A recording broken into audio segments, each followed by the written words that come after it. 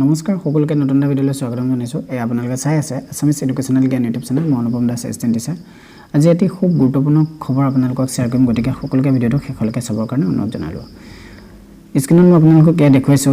যে সদৌ অসম চৰকাৰী এনপিএছ কৰ্মচাৰী সন্থাৰ উদ্যোগত পুৰণি পেঞ্চন ব্যৱস্থা অৰ্থাৎ অল পেঞ্চন সিস্টেম অৰ্থাৎ ওপিএছ পুনৰ প্ৰৱৰ্তনৰ দাবীত পদযাত্ৰা কাৰ্যসূচী আৰম্ভ কৰা হৈছে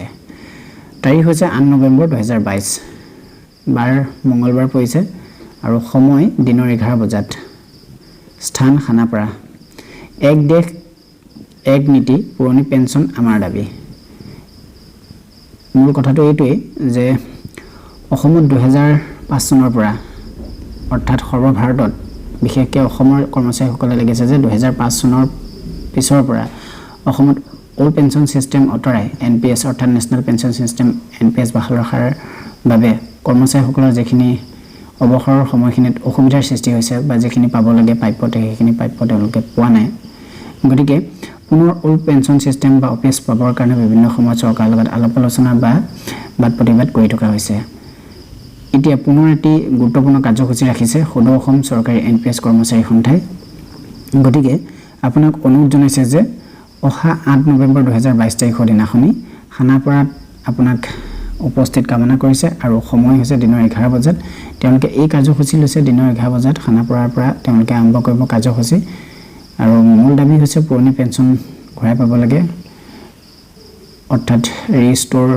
অল পেঞ্চন সিস্টেম ওপিএছ গতিকে আপুনি যিখন জিলাৰ পৰা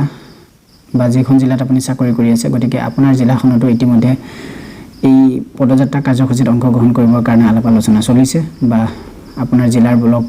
ব্লকে অৰ্থাৎ ভাগে ভাগে জিলাখনৰ পৰা গুৱাহাটীলৈ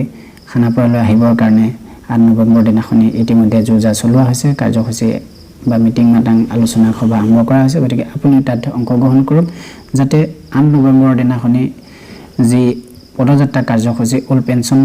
সিস্টেম পুনৰ প্ৰৱৰ্তন কৰিবৰ কাৰণে যে চেষ্টা কৰা হৈছে সদৌ অসম চৰকাৰী এনপিএছ কৰ্মচাৰী সন্থাৰ উদ্যোগত গতিকে তাত আপুনি সহায় সহযোগিতা কৰক বা অংশগ্ৰহণ কৰক তাৰে আমি কামনা কৰিলো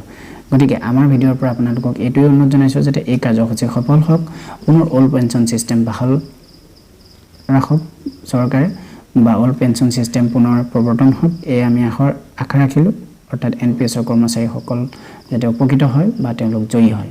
গতিকে খবৰটো শ্বেয়াৰ কৰিব যাতে সকলো এনপিএছৰ লগত জড়িত অসমৰ কৰ্মচাৰীসকলে এই খবৰটো গম পায় আৰু এই কাৰ্যসূচী ফলপ্ৰসূ হয় গতিকে আজি ভিডিঅ'ত মই আপোনালোকক এইটোৱে আপডেট দিলো গতিকে